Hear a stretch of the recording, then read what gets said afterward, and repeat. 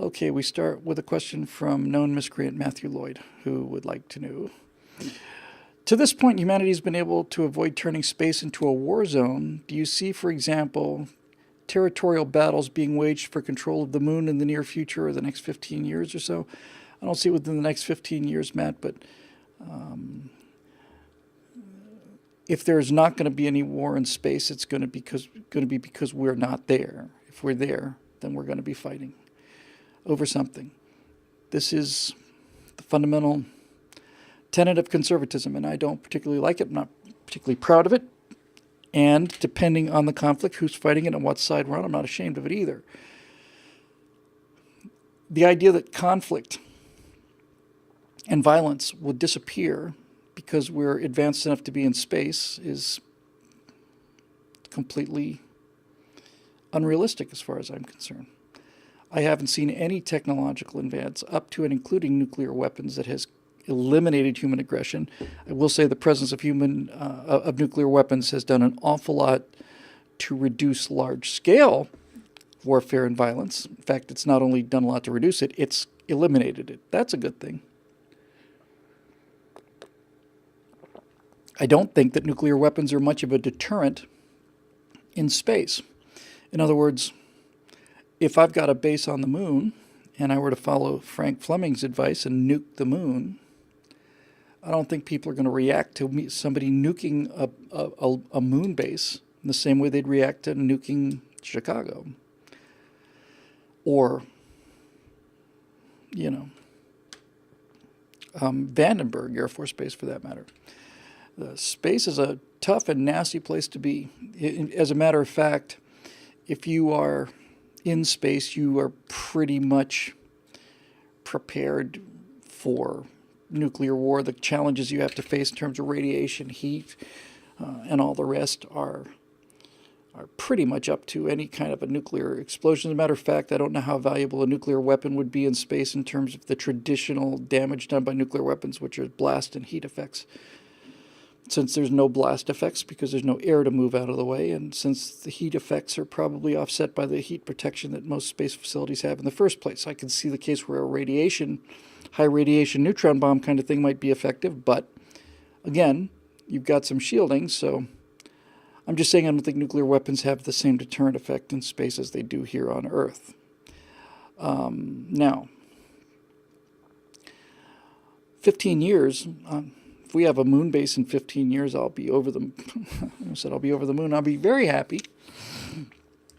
But sooner or later, if we continue to explore space, we will run into the same problems that we have had in the past throughout all of human history. And it's not, for those of you out there, and I know it's not my crowd, but for the progressives who think that humans are some kind of, freak of nature, some kind of killer apes, some kind of, death monsters that has to be exterminated for the good of the planet. All of these aggressive and warlike behaviors are exhibited in one form or another with virtually all mammals of some kind. Chimpanzees are particularly terrifying in that regard. And I can recall being at the University of Florida in an anthropology class around 1979, so that's 40 years ago now. And having a professor say that, to a room full of 200 students in a big auditorium classroom, having a professor say, if you were to put 300 animals of any other species in these kind of confines, there'd be nothing but blood and fur on the floor. And I thought that was actually a profound thing to say. It's true. You put 300 gorillas in a room that size, you put 300 tigers in a room that size, you put 300 rabbits in a size relatively that size, there's going to be a lot of blood everywhere. So it's not so much that it's this defect that's unique to humans. It's why we have technological civilization. There's a certain amount of aggression and willfulness, I guess, that drive progress. And it's the same thing that drives conflict. So when you get into space to stay, you're going to find that there are valuable things out there and that more than one people are going to want them, and that some people are going to play by the rules and other people won't, or they make their own rules, or whatever the case may be. But the discovery of the New World didn't cure this. The discovery of wide open plains and more resources than we could ever imagine in the 1600s, 1700s didn't wash that out of our system. And I don't suspect that anything can or will. There's an interesting argument to be made, however, and I made it in the outline for my movie after Aurora called Ice Station Series. Maybe it was even the one after that. But basically, one argument that I was making consisted of something like this.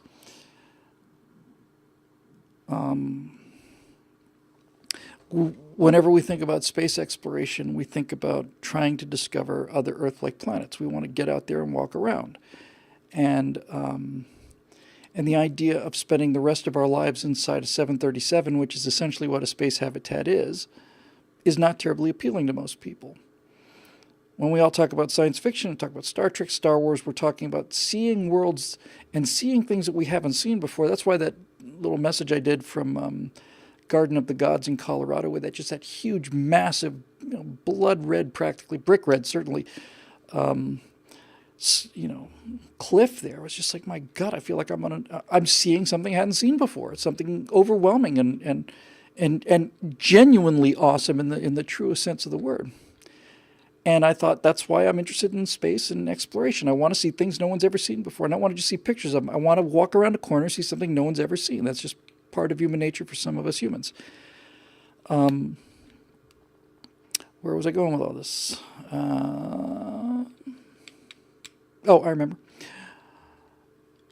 Now I was talking about violence, and violence not going away, but I had a scene in one of these movies where this particularly amoral person, and those certainly are around, basically makes a pitch to this aerospace company and says, look, places like the places that we're looking for, don't exist in this solar system. It's not that we haven't discovered them, they don't exist. We all know pretty well what's out there in this solar system.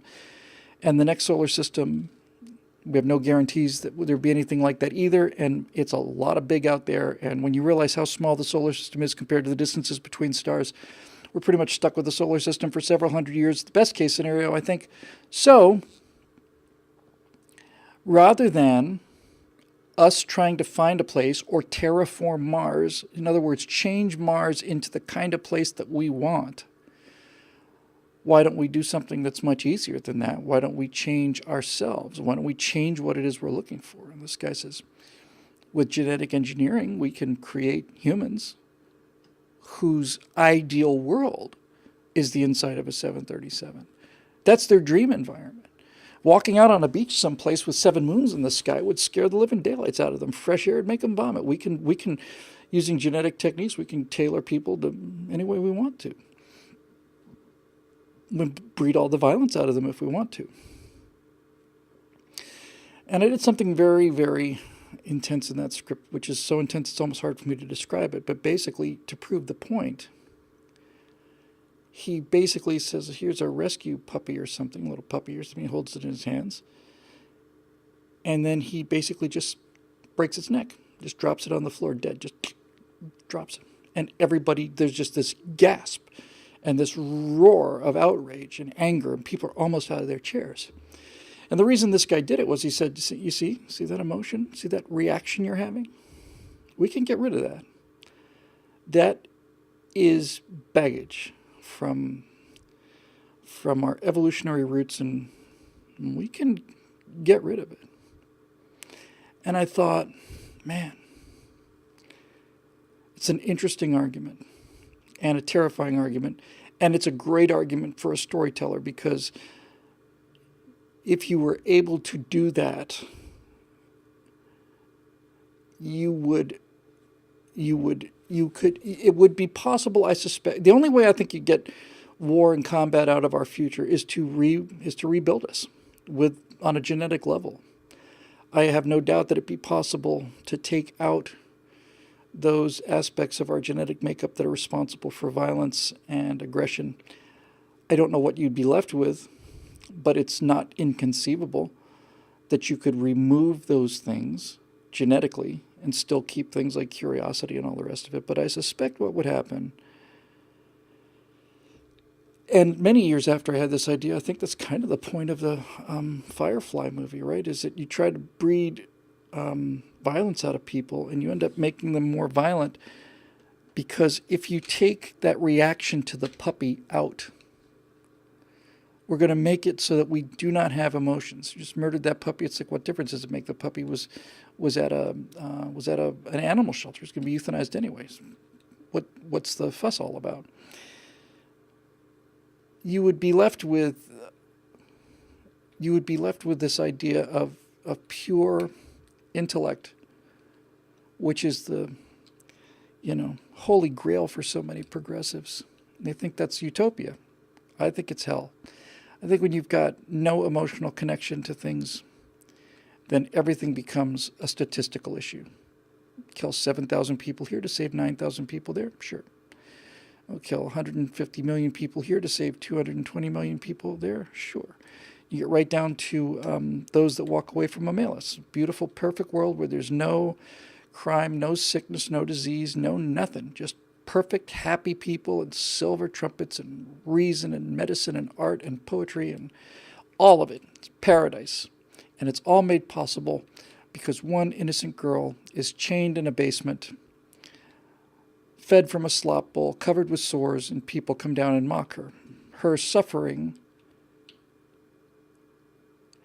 atones for all of the other ills that would visit that society. And so the question that Ursula K. Le Guin asked in those that walk away from Memorialize is that some people go down in this city of, it's Rivendell, right? It's the city of the elves. You live forever, everything's perfect.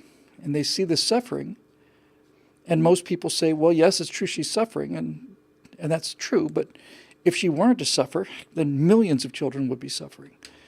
And millions of children would die of horrible diseases and cancer and pain, and everything would occupy everybody's lives. It's not an unreasonable price to pay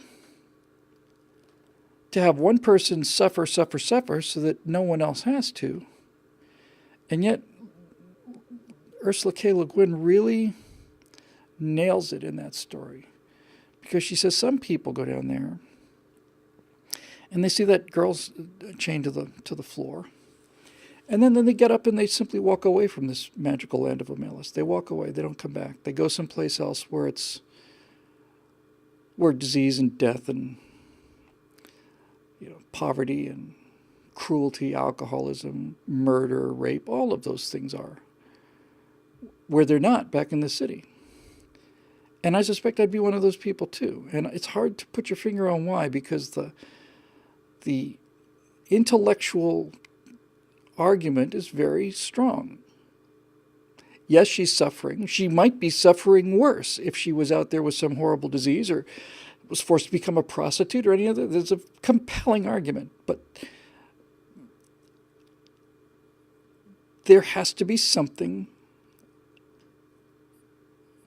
There has to be a revulsion among decent people that says, despite all of these benefits, this person is innocent, and my happiness and health should not have to come at somebody else's expense.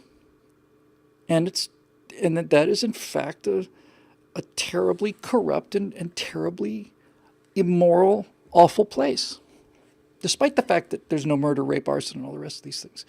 And I think you can tell a lot about people by how they would answer that question. There's a series of ethical questions that are asked, and I don't know them very, very well, but they're interesting. And they're things like, trolley car is broken when it's running down the hill or something like this, and you're on the trolley car or whatever. And you have a choice. If you throw a switch, you'll kill one little girl, and if you don't throw the switch, you'll kill 5 adult people, and things like that. What do you do? What would you do? And so on and so forth. And I thought about all these very carefully. And I think I drew the line.